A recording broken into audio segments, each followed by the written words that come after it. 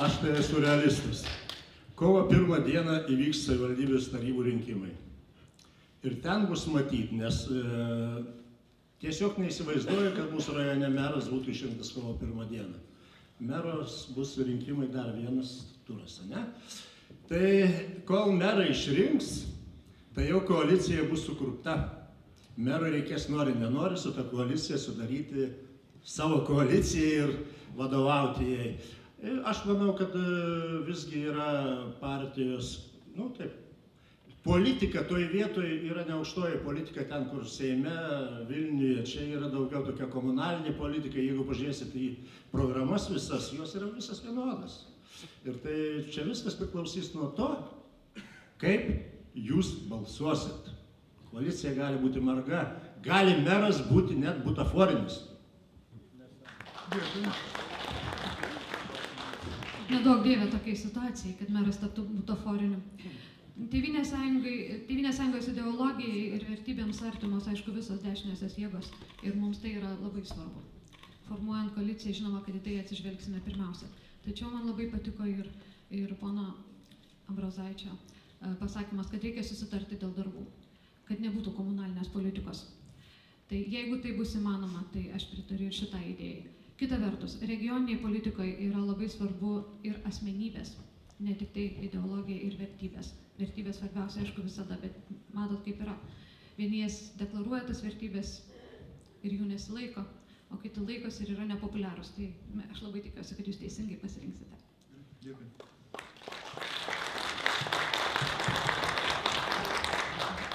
Būnant šios 4 metus taryboje, iš tikrųjų pasimatė, kad tos ideologijos, tie susitarimai, kurie yra pasirašomi ant popieriaus, jie yra padedami į šoną ir įvykus lūžiui, mes tarsi ištraukėme šitą susitarimą, visas ideologijas, tačiau niekas į tai nekreipia dėmesio. Susibūrus mūsų komandai rinkiminiam komitetui, mes iš tikrųjų šią temą diskutavom ir tikrai nesam nusistatę nei prieš vieną ar politinę jėgą. Manau, kad tikrai rasim po rinkimų bendrą kalbą su visais.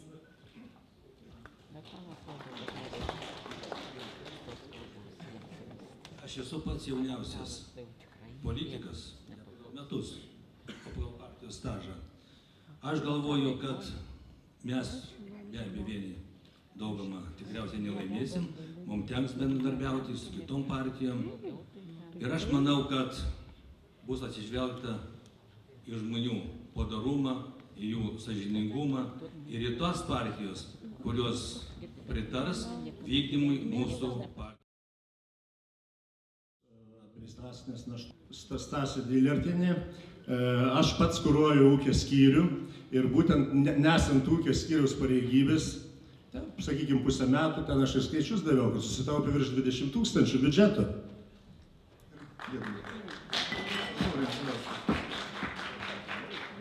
Tai sakytai, su tuo taupimu, su kuriuo aš taupiau pinigus savivaldybei, tai netiksi net, kaip sakant, aš nuo 99 metų dirbau pareigose, kurios vykdžiau 2 funkcijas – civilinę saugą ir priešgaisrinę saugą.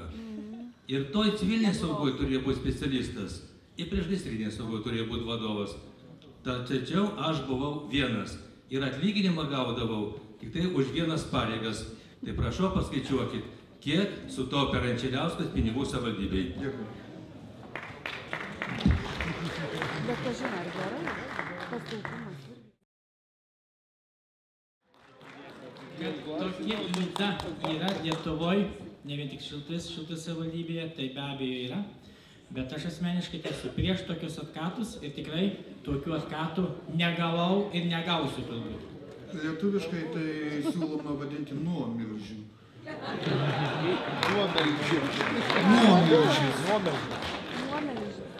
Kiek pamelžį nuo kibiro. Galiu sakyti? Su atkatu nesu susidūręs, esu apie jį girdėjęs, bet geriau, kad jo nebūtų. Supratau, dėkui.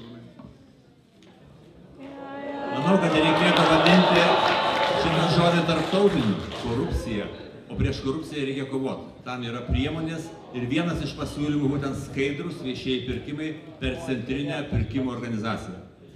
Aš tiesiog jį perskaitysiu. Ar tarybos nario pareigos visuomeninės, ar vertos 1000 litų per mėnesį? Kuris norėtumės? Prašau, Vytautas Laurinai. Šiaip tarybo nario pareigos yra visuomeninės, bet dalinai jūs apmokamos tiek, kiek ir praleidžia laiko komitetuose ir posėdžiuose. Dabar dėl šito 1000 litų, kur, sakykime, yra kompensacija už kanceliarinės ir degalus, tai čia yra kiekvieno tarybos nario reikalas ir sąžinės reikalas. Iš tikrųjų, jeigu jis daugiau važiuoja į įstaigas, važinėjasi, tai galbūt tų degalų daugiau reikia. Bet kiek tarybos narys pats dirba, tiek tada jis ir pateikia šitų išlaidų. Bet šiaip tai jis yra visuomeninės pareigos.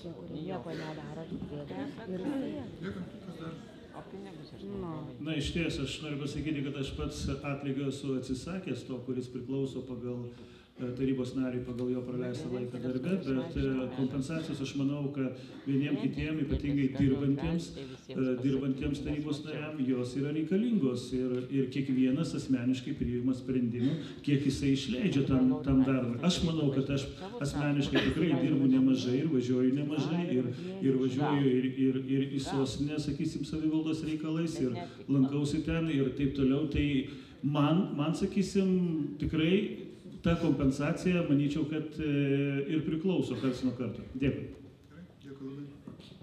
Aš dar norėčiau pridurti, iš tikrųjų niekas prievartos neverčia, kad tarybos narys ir pasimtų visą tą, sakykime, numatytą sumą. Tai kiekvieno yra apsisprendimas, kad paimti ar nepaimti ir kaip juos išleisti. Aš galiu nuo savęs deklaruoti, kad aš tą sumą paukoju bendruomenėms, mokykloms, tikrai ne vienas sėdi salėje ir nesu nei vienam atsakiusiam, nei gabiems vaikams, kurie vyksta į tam tikrus konkursus, nei švenčių rengiamiem organizatoriams. Tikrai prašau, kreipkitės ir tikrai ir skirsiu savo lėšas jums. Šiaip tai, gerbiama Daiva, tuos lėšos neaukojimai yra. Arba yra išlaidos, arba nėra išlaidų. Šiaip tai taip nesakykime. Iš tikrųjų taip negalima. Girdėjau, lyg tai viena partija renka parašus už estakadą, dėja, iki manęs nedėja, tik tai pasirašysiu.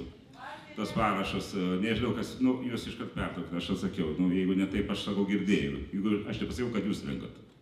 Taip, neįvardau, jūs iškart prisipažinot, kad tą daro. Estakados, tą visą istoriją galiu ilgai pasakoti.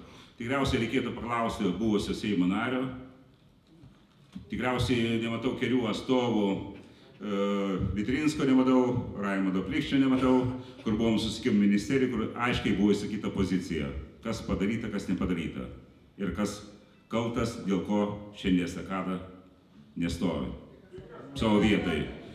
Tai aš įvardėjau Seimo narį, kuris su savo partija, kur buvo susitikimo ministras Masiulis, kuris dėja užgesino mūsų projektą estakadai. Gerai, dėkui labai, kas norėtų replikuoti.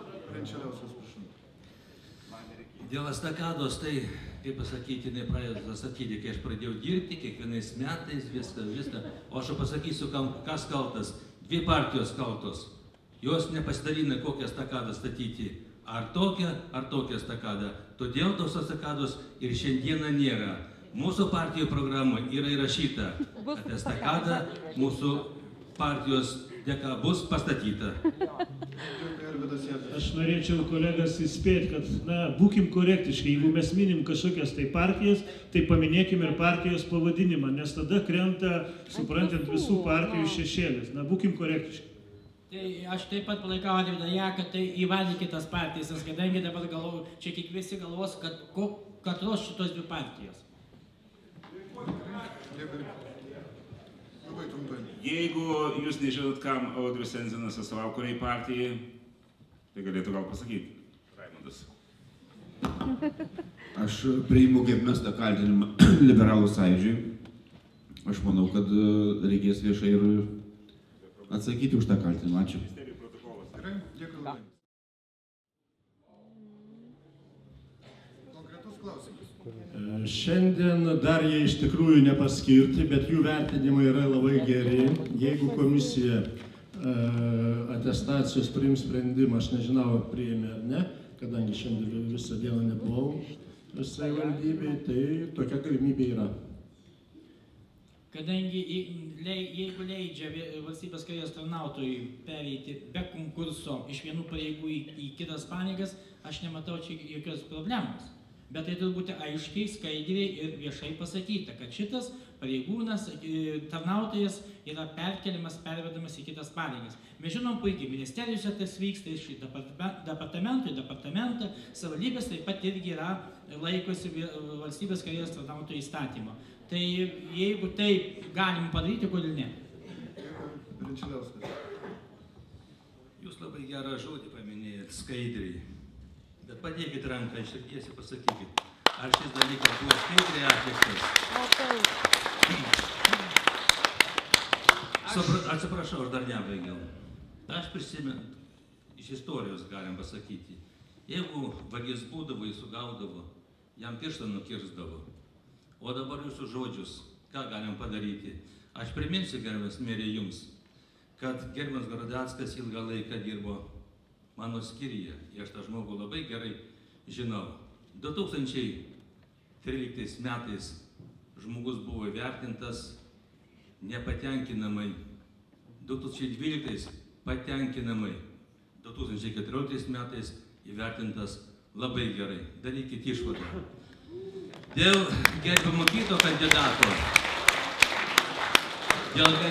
kandidato, aš irgi turiu nuomonę.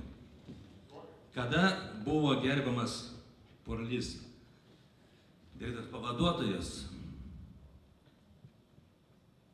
klausimas svarstėsi, ar tas žmogus iš vis atitinka pareigoms.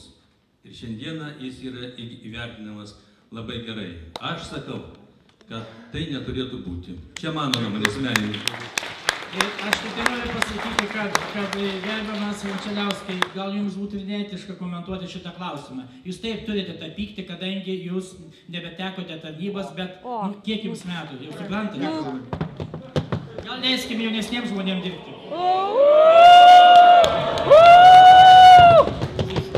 Negalima, tai iš tikrųjų. Kada mane savivaldybė palydėjo, išleido, aš nuoširdžiai pasakiau, aš nepykstu, aš dėkingas, kad man suteikė galimybę išeiti. Aš ačiū, sakau, kad man suteikė galimybę išeiti. Aš jokių būdų nepykstu, nei vieno žmogaus. Ir jeigu aš galėčiau dabar, aš jums širdį parodyčiau, kad aš sakau tiesą, bet kai kurie gerai.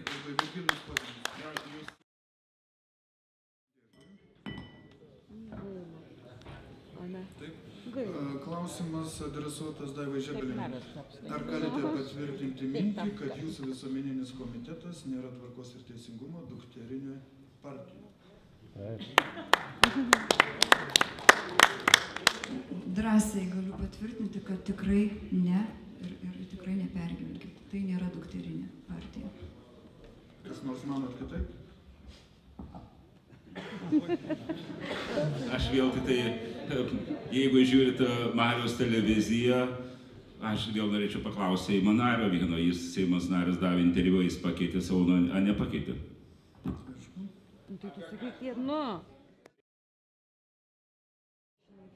Sandrai Tomašauskienei adresuotas klausimas. Ar jums netrodo, kad jums per anksti eiti į mero postą, ar jūsų kartais neveda iš šios rinkimus materialinės paskatos, kažkai kokios? Labai ačiū už klausimą. Labai vietoj ir laiku žinokit šitas klausimas yra. Jeigu atkreipė dėmesį prisistatydama, aš taip nusistebėjau. Ar tai mokytojas dabar turi eiti į politiką lyderiauti? Čia toks retorinis pamastymas. Tikrai ne man dabar reikėtų eiti. Tačiau situacija, kokia yra susidariusi mūsų rajono politikoje, savivaldos politikoje, ar ne? Man yra, pasakysiu, kaip žmogui, kaip mokytojai 21 metus dirbančiai Vydūno gimnazijai, vienai iš Vydūno gimnazijos kūrėjų, aktyviai visuomenininkiai, yra gėda prieš mokinius. Gėda, kai jie savo rašiniuose rašo, kai jie kalba apie tai, kad visi politikai yra vagys. Visi politikai yra vagys. Jūs įsivaizduojat, kuo tai gresia. Jie nebeturi autoritetų. Aš kaip 2 dukrų mama visą laiką jas auklėdama galvoju, kad aš turiu eiti į priekį ir rodyti joms kelią, pavyzdį. Tai reiškia, kad kelti savo kartelę aukštyn, aukščiau, visada aukščiau ir į priekį, ir tik drąsiai. Aš tą patį darau ir mokykloje. Buvo laikas, prieš kokius 7 metus, kai aš savo mokiniams sakiau, aš nesuprantu šito švietimo reformos. Ir šitoj suirutėj, šitoj nesąmoningai suirutėj švietimo reformos, jos turbūt dabar iki šiol niekas nesupranta. Man geriausia būti, stabiliausia, teisingiausia būti šalia jūsų mokykloje, mokytoje. Atėjo laikas ir Tėvynės sąjunga vienbalsiai išrinko mane, Tėvynės sąjunga Šilutės skyrius vienbalsiai pasirinko mane lyderę, kandidate į merus ir aš einu dėl to, kad aš esu atsakinga už juos. Jie manim pasitikė. Ir šitie žmonės yra tokie pat idealistai kaip ir aš.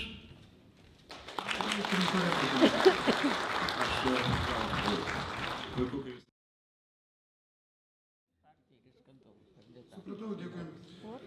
Klausimas Sandrai Tomašauskienei. Ar nemanote, kad jūs susilpninote ir suskaldėte Tėvynės sąjungos Šilutės skyrių? Tai kad jis nesuskilo. Pirmiausia, reikėtų šitą žodį vartoti, šitą žodį keisti. Na, aš jūsų pačių paklausiu. Jeigu iš 253 skyriaus narių 11 žmonių išėjo savo norų, sustabdė narystę, dar 3 pašalinom dėl įvairiausių pažeidimų, sunkių pažeidimų pagal mūsų įstatus. Ar tai galima laikyti skilimu? Dėkui. Norite replikuoti? Sandra, toks žiaurus jūsų sprendimas pašalinti. Gal reikėjo juos perauklėti? Kaip mokytojai. Auklėjimui nepasiduoda.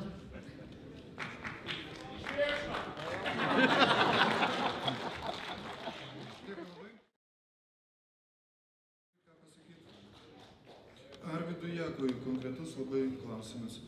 Šilutės visuomenė žino, kad jūs statote Rusnės gatvėje didelį statinį. Kas ten bus? Tai vienas klausimas. Kodėl šis žemės sklypas nebuvo pateiktas visuomenėje skiriamų sklypų sąraše, atsirado tada, kai jūs užėmėt mero pareigas? Antras. Ir trečias, kaip manote, ar šio klausimo neturėtų tirti atitinkamos struktūros? Na, iš tikrųjų, dėkui šitą klausimą, būtų ne debatai, jeigu jo nebūtų uždavę. Noriu pasakyti vieną dalyką, kad šitą sklypą aš nusipirkau jau baigęs merauti, tai čia vienas dalykas. Kitas dalykas, ten statomas yra gyvenamas namas.